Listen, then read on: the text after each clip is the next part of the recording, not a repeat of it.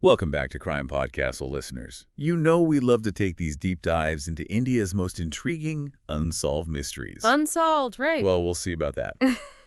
This is episode 14 of our Unsolved Mystery series, and let me tell you, this one is as twisty as they come. We're going all the way back to 2011. Oh, okay. To Jodhpur, Rajasthan. And the story we're uncovering today is the disappearance and murder of Bhanwari Devi. Now, this case, it really grabs you because it's not just about the crime itself. Oh, no. It's a story of ambition, power, politics, and those secrets, the kind that simmer just beneath the surface. Ooh, I love a good secret. You had me at politics. But seriously, this is one of those mysteries with layers upon layers. Layers. Bhanwari Devi, she wasn't just anyone. She was an auxiliary nurse with connections to some seriously powerful people. And get this, she reportedly had a compromising video of a high-ranking politician. A politician. And the rumor is she might have used it for blackmail. Just imagine you have that kind of leverage. What would you do? What would you do? It's a tough question. That's what's at the heart of this whole case, isn't it? To really get this story, we need to understand Bhanwari Devi.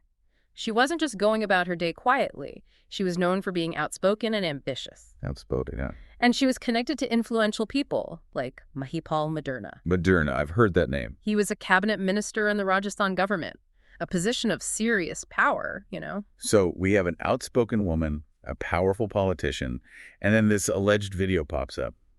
Sounds like trouble was brewing. But it makes you wonder, was Bhanwari Devi's outspoken nature what made her a target?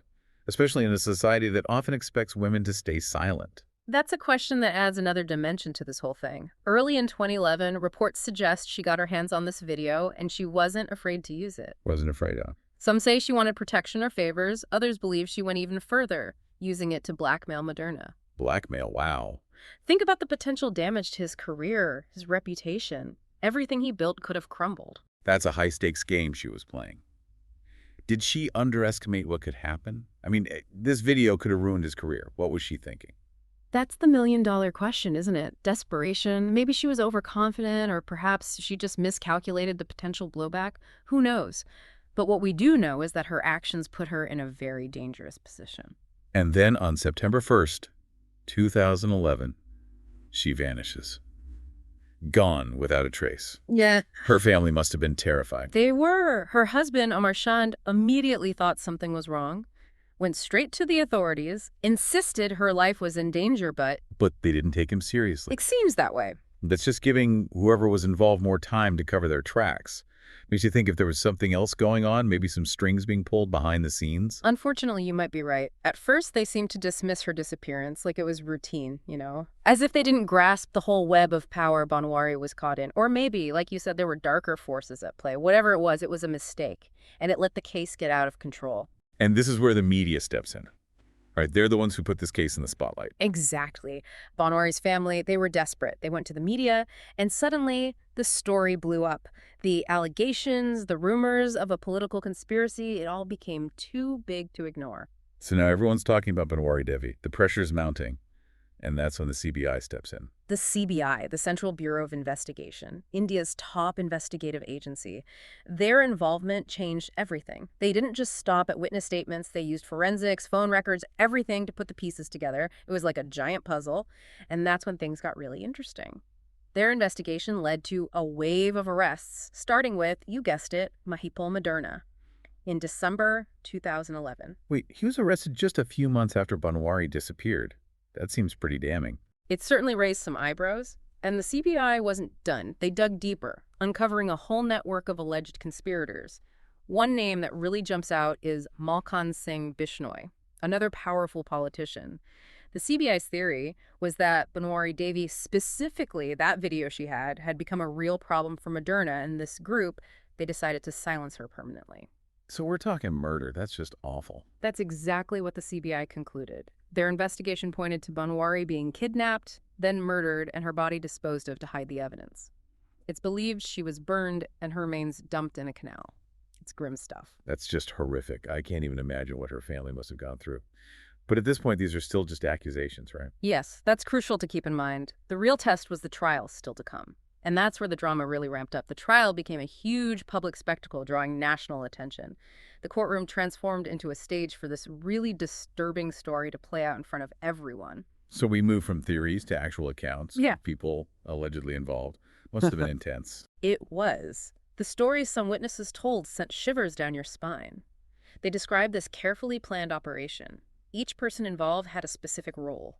Some were responsible for luring Bhanwari Devi, others for the kidnapping, and then those involved in the most terrible part of the murder itself, and getting rid of her body. I can only imagine how painful it must have been for Bhanwari Devi's family to hear those details, to have to relive the trauma over and over again in court. Absolutely. It must have been incredibly difficult for them. They wanted justice, but the process itself meant constantly confronting the brutal reality of their loss. So what was the prosecution's main argument? Why go to such lengths to silence Bhanwari Devi? What was the motive behind this elaborate scheme? Everything always came back to Mahipal Maderna and that incriminating video.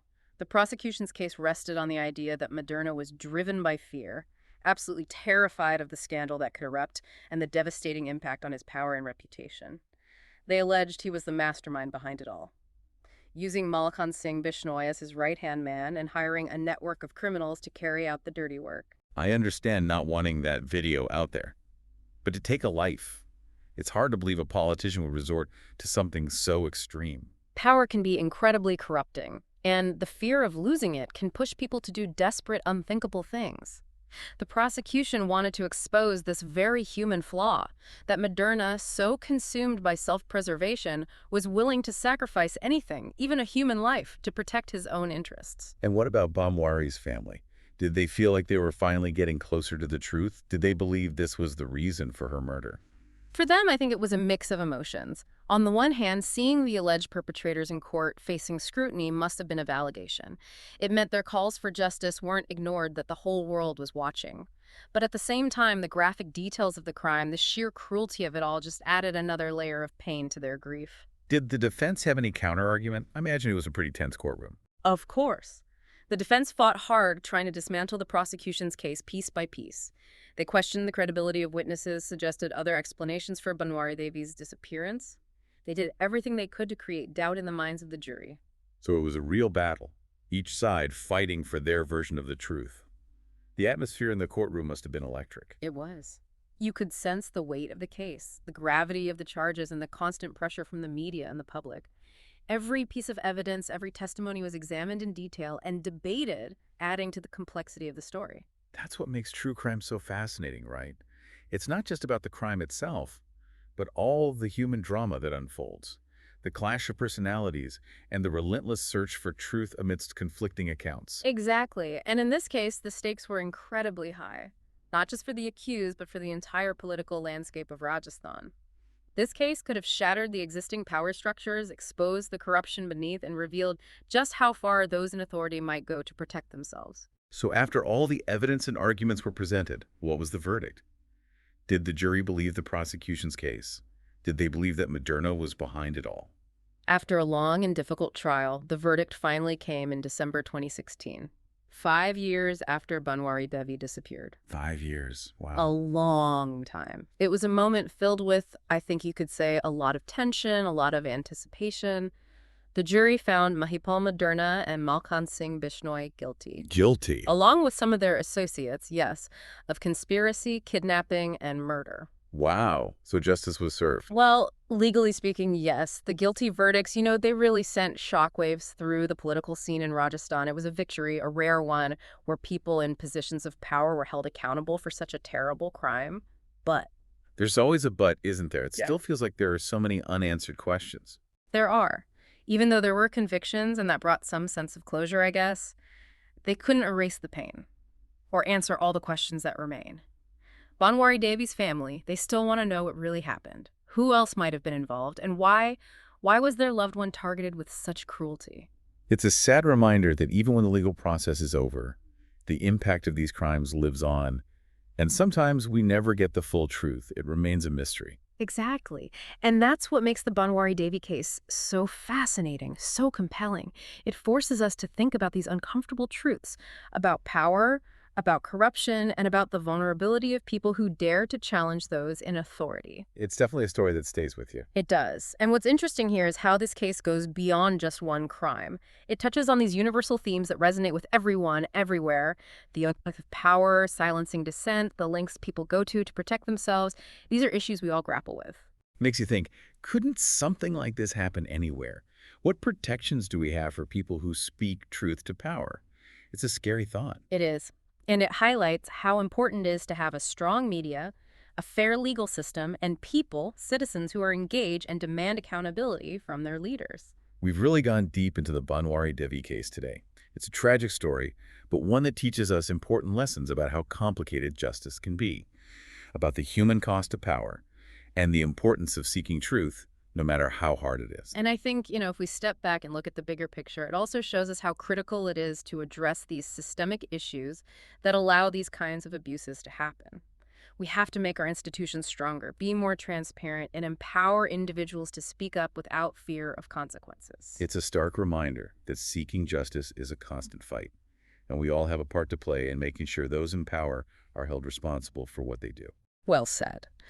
And on that note, we want to thank you all for joining us on this journey, exploring one of India's most intriguing unsolved mysteries. We hope you found it informative and thought-provoking. If you enjoyed this episode, be sure to follow and subscribe to CrimePod Castle for more deep dives into the complexities of human nature and the pursuit of justice. Until next time, stay curious, stay informed, and stay safe.